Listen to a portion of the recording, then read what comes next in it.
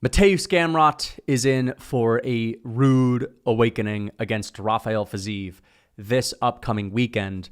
And don't get me wrong, I know that Mateusz Gamrot is not a fraud, okay? He's not as overrated as I had liked to call him back in the day. I called this man the numero uno fraud on the block.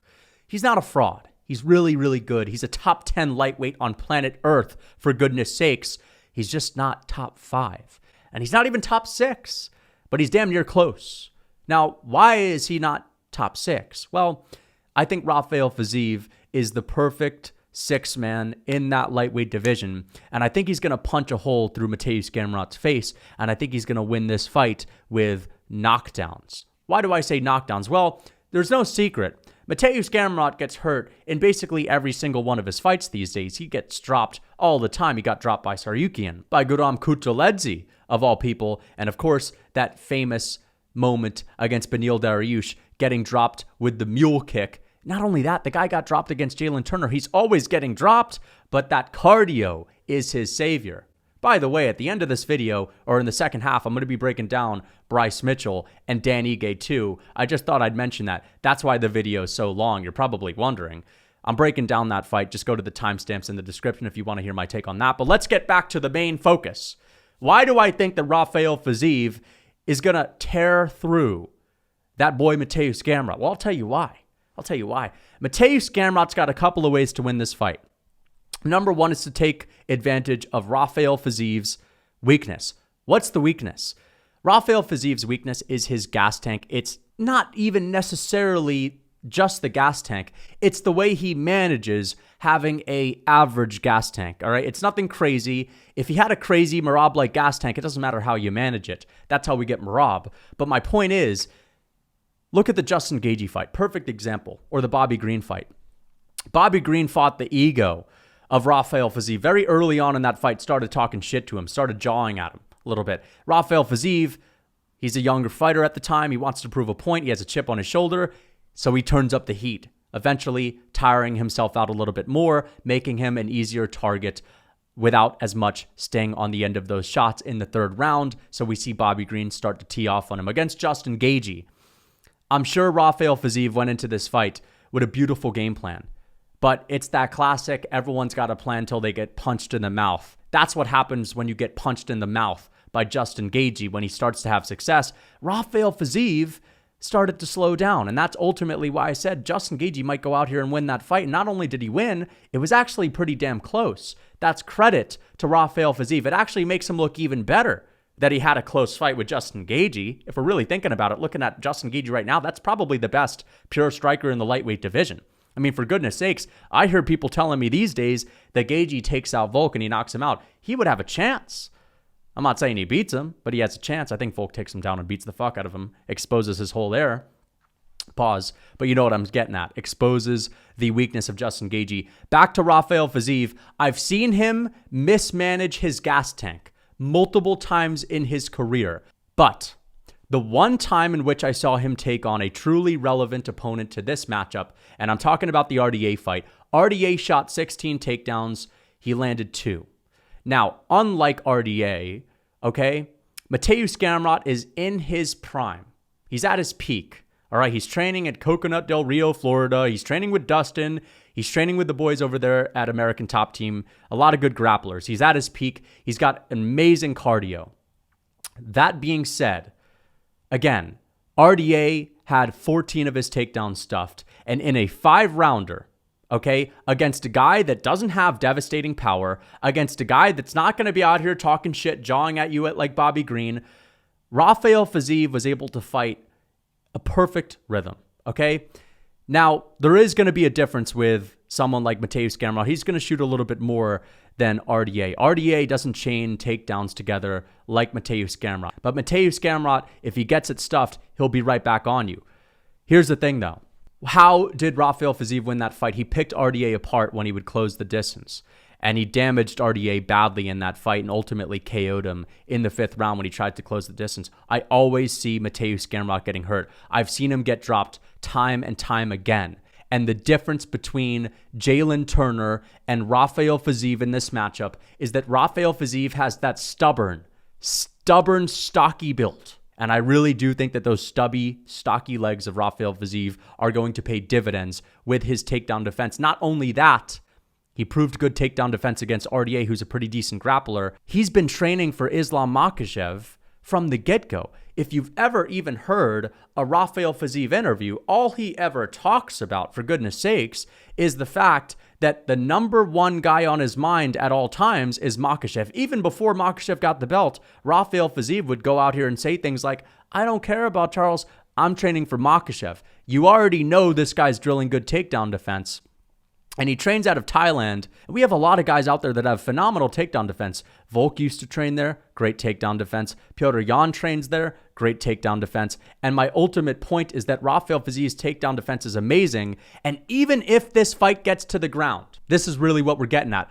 Mateusz Gamrot, yes, he can submit a past their prime, washed up, small 145er moving up with a last desperation effort in Jeremy Stephens. He submitted him with ease. But other than that, I have yet to see Mateusz Gamrot dominate anyone on the ground and sub them with ease, or just manipulate them to the point to where he can really dominate them. He has a hard time keeping people to the ground, keeping people on the mat. He had a really hard time keeping Scott Holtzman on the mat. He had an incredibly difficult time keeping Jalin Turner on the ground early on in that fight as well. And I haven't seen the level of control that is needed for me to bet on Mateusz Gamrot keeping down the stubby Rafael Fiziev that's been training for Islam Makhachev for forever, that just went tit for tat with Justin Gaethje, has a granite chin, is not going to be worried about the power of Mateusz Gamrot. And there's one more point that I need to make. What's the difference between this matchup and the Jalin Turner fight, which was also very close? Because there are a lot of similarities to it. Good striker, Jalin Turner, tough, good chin, has a lot of power. We already saw him have a close fight with Mateusz Gamrot, but it wasn't his cardio. I'll tell you that much. Jalin Turner did not get gassed out in that fight. This is what it was. Mateusz Gamrot can get in on the inside of Jalin Turner and not have to worry about a serious threat of being punished.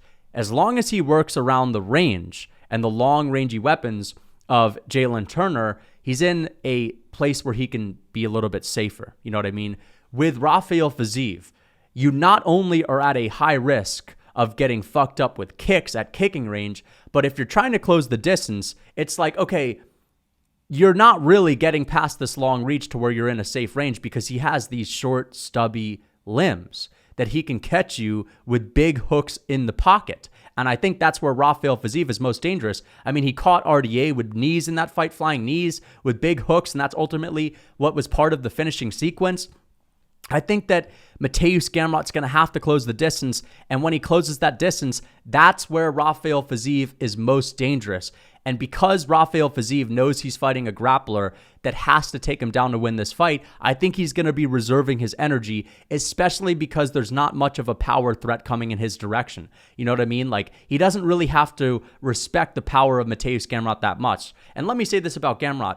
I actually think he's probably just as good of a striker as RDA at this point in his career. I think he's a slightly better grappler, but Rafael Fiziev is improving too. Mateusz Gamrot is getting a little bit better, but ultimately, I think that the power of RDA is a little bit more significant.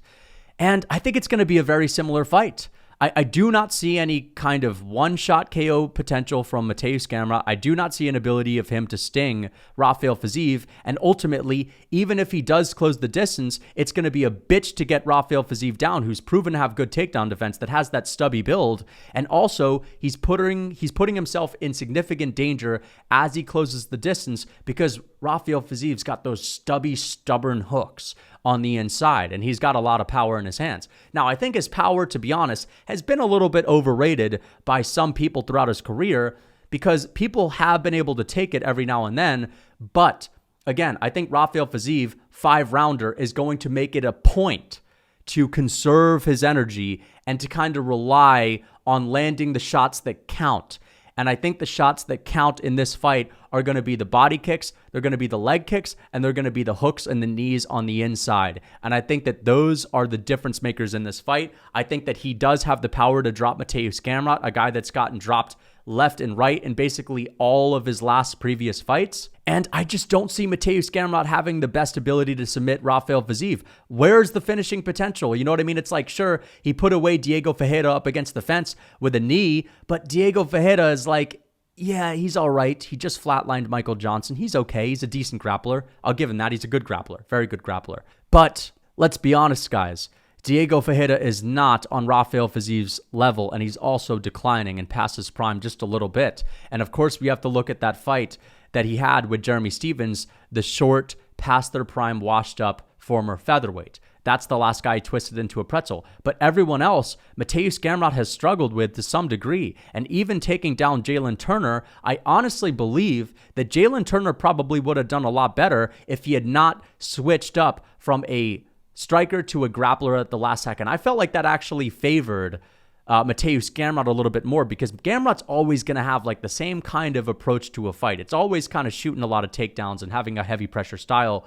Unless you're in there against someone like Arman Tsarukyan or Beneil Dariush, you're going to be brushing up and you're striking a little bit. But for the most part, Mateusz Gamrot is always drilling grappling heavily. Whereas if you're getting ready to fight Dan Hooker, that's not going to come to mind necessarily if you're Jalin Turner. So I think that a Rafael Fiziev that went to a close decision with Justin Gaethje, very close decision, is going to take a lot of confidence from that. He's been preparing for Islam Makhachev for many years. He's proven to have good takedown defense against a guy, a crafty veteran in RDA. And in these 5 rounders, I believe he's going to be able to conserve his energy very well, because he knows, again, this is in the apex. It's not in front of a crowd. He's not going to have the same kind of pressure to put on for the fans and have a great performance and showcase an early finish or just a style on the guy from pillar to post. He's not going to have someone jawing at him. He's not going to have Justin Gaethje, a guy with that level of power, punching him in the face to make him forget his game plan and just try to fight, just try to brawl. I think this is going to be a perfect environment for a really good performance from Rafael Fiziev, and I think he's going to drop Mateusz Gamrot multiple moments in this fight. He will get taken down. I don't see the finishing potential on the ground as being that significant for Mateusz Gamrot to where I'm just going to pick him to submit Rafael Fiziev. I'm not. And ultimately, like, even though Mateusz Gamrot has decent striking, he's a very decent grappler, I just don't see him as like a top 5 lightweight in the world. I think that he got a very lucky gift on that night in which he fought Arman Tsarukyan. I don't know why I just said his name like that, Arman Tsarukyan. I think he got gifted a decision. I actually had that 49-46 for Arman Tsarukyan, so I'm going with Rafael Fiziev. Maybe a 49-45 for Rafael Fiziev. Honestly, I'm going to go with a 49-45. I could see Gamrot maybe stealing around, but that's about it. So I'm going to go with Rafael Fiziev by a 49-45 decision. Not that dominant, not like beating up Mateusz Gamrot pillar to post, but having a couple of knockdowns and just outpointing and outstriking Mateusz Gamrot at moments in this fight. If Rafael Fiziev gets frustrated in this fight and Mateusz Gamrot gets going, I could still see the gas tank of Rafael Fiziev, which to me is just average at best, being his demise. So there is a chance that Mateusz Gamrot could just kind of rack up control time against the fence and land a couple of takedowns around and just have barely enough success on the feet to be able to edge out the rounds. But I don't see that happening. Rafael Fiziev's going to get this done. Let's get on to the next fight. Dan Ige and Bryce Mitchell. I cannot wait for this fight. This is a perfect co-main event, and I'm picking Bryce Mitchell, all right? At first glance, guys, this looks like a really dangerous fight for Bryce Mitchell. Another kind of stocky guy, training at Extreme Couture, really good gym. Another thing that people don't look at Ige as is a young guy. He is young. He looks a little bit older. He's got an old, rugged look, but he's only 28 or 29. As far as I'm concerned, he's about the same age as Bryce Mitchell, so he's getting better at a very similar rate, but he has a hole in his game, and that's the grappling. And even though Dan Ige is getting better on the feet, he looked really good in his last fight against Nate Landwehr, he has a questionable gas tank. Whenever I've seen people put a pace on him, Movsar Evloev and Nate Landwehr, for example, 2 totally different stylistic matchups, Nate Landwehr won the 3rd round against Dan Ige and started to walk him down in that fight. Movsar Evloev, Dan Ige was doing okay early on in that fight. In the 3rd round, it was total domination from pillar to post. One thing I can say about Bryce Mitchell is that he does have a good pace and he has a good gas tank. And another thing I want to say about him, if there's anything I could say about Bryce Mitchell, is that he is a stubborn, sticky guy on the ground. And what I mean by that is when he takes people down, he keeps them there. And not only that, but he has a submission threat, and he can also use his ground and pound. Let me give you a couple of instances that you may forget. He took down Ilia Topuria, a guy with a really good grappling base, great takedown defense, a short, stocky build that's hard to take down. He took him down at the end of the first round and kept him there until the bell rang for about 40 seconds straight. Did he do a lot of damage? Not really. Did Ilia Topuria have any ability to get up to his feet? No. Okay? Think about Edson Barboza. I don't think you guys remember this fight. Ian Gary, I'm going all over the place now. Ian Gary had the most impressive scorecard this year against Neil Magny since Khabib and Edson Barboza. Okay? Khabib, 30-24'd Edson Barboza. Ian Gary, 30-24'd Neil Magny.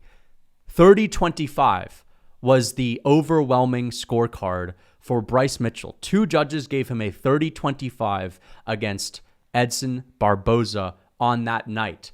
And I vividly remember, not only did he drop Edson Barboza on the feet while presenting the threat of the takedown with a crazy knockdown while feinting a takedown, of course, but he beat the living shit out of Edson Barboza in this fight.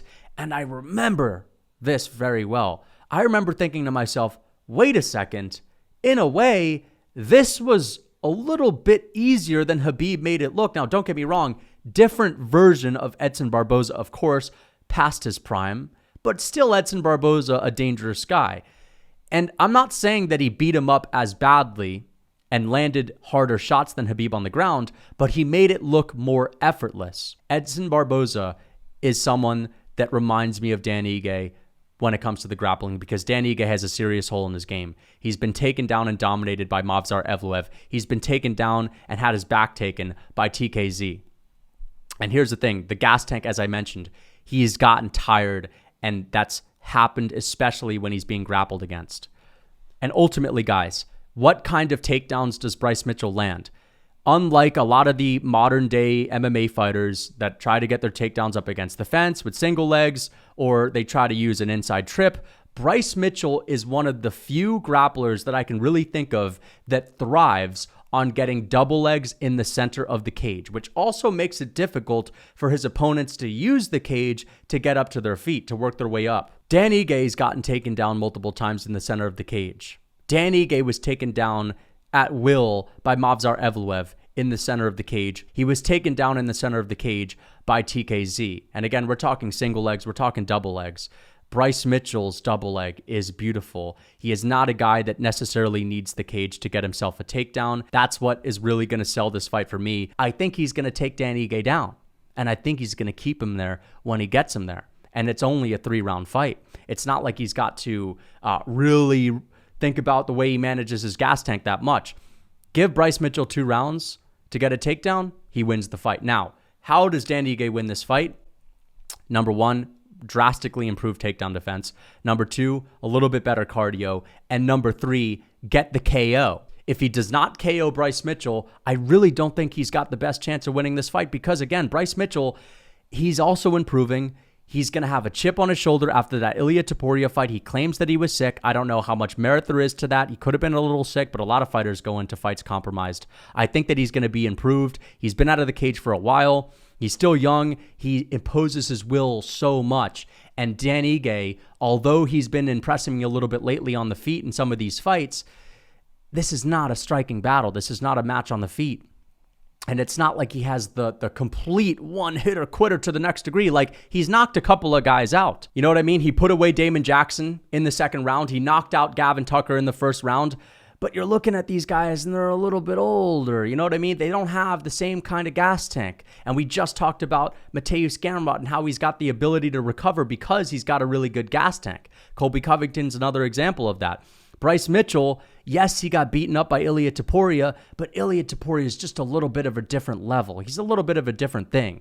Dan Ige is kind of like a poor man's Ilia Topuria. Still really good, still excellent on the feet, a top 10 guy in my opinion. I mean, I really think he beat Josh Emmett, and this was over a year ago, for goodness sake. So that was an even younger Dan Ige. I think that he's going to have to put Bryce Mitchell away, and I just think the threat of the takedown especially when he knows Bryce Mitchell is going to be gunning for it 100%, is going to open him up on the feet as well.